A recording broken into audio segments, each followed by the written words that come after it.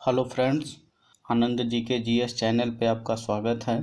आनंद जी के GS channel को share, like and subscribe करें।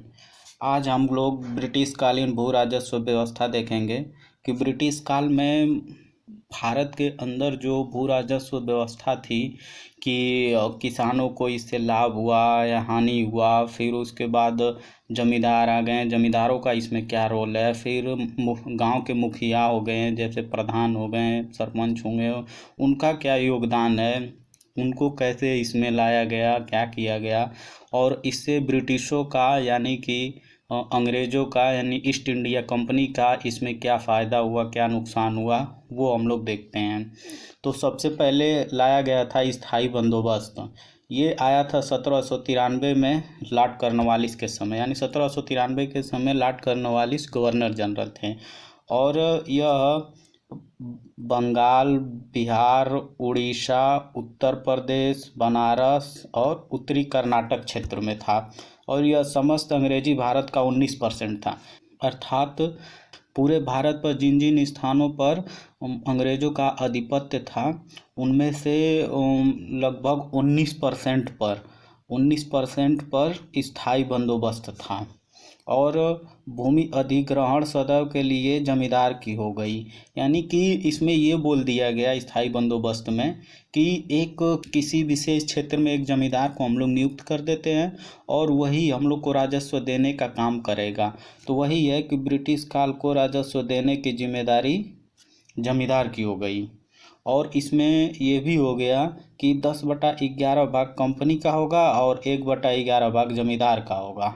तो यहाँ पे किसानों को कुछ नहीं मिल पाता था। फिर आते हैं रैयतवाड़ी व्यवस्था।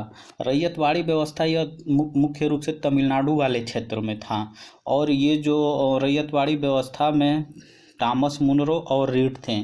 ये टॉमस मुनरो तमिलनाडु के गवर्नर हैं और यह रैयतवाड़ी व्यवस्था 1820 में लाई गई थी।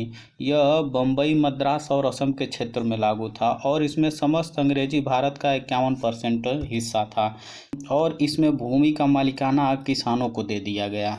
अर्थात इसमें भूमि का जो मालिकाना हक था वो तो किसान को दे दिया गया, पर इसमें जो कर की दर थी वो सबसे अधिक कर दिया गया, यानी बढ़ा दिया गया।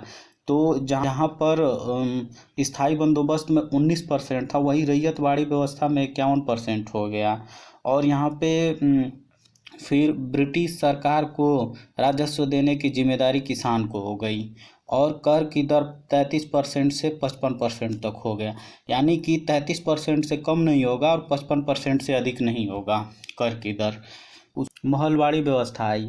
महलवाड़ी व्यवस्था के समय हार्ट मैकेलजी एंड मार्टिन बर्ट थे और यह 1822 में आई गई थी।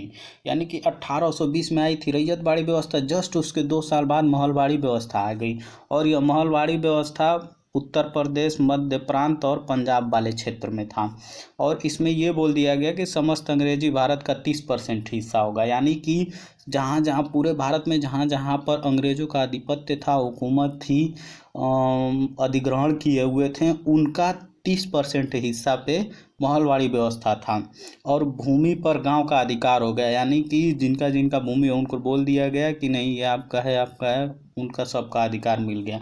लेकिन यहाँ पे ब्रिटिश सरकार द्वारा राजस्व देने की जिम्मेदारी गांव के मुखियाओं की हो गई। यहाँ पे मुखिया का रोल शुरू हो गया, यानी महलवाड़ी व्यवस्था में मुखिया आ गए और ये बोल दिया गया कि एक मुखिया होगा जिनकी जिम्मेदारी होगी कर देने की, यानी एक गाँव का कर बटोर के ब्रिटिश सरकार को यानी ईस्ट इंडिया कंपनी के खाते में देना है और कर की दर 60% तक था। एक चीज़ यहाँ पे और मैं बताना चाहूँगा कि स्थायी बंदोबस्त को और हम अन्य नामों से जानते हैं, जैसे इसको हम स्तंभरारी और मालगुजारी भी कहते हैं स्थायी बंदोबस्त को। दोस्तों, यह वीडियो आपको अच्छा लगा हो तो आनंद जी के जीएस चैनल को शेयर, लाइक एंड सब्सक्राइब करें।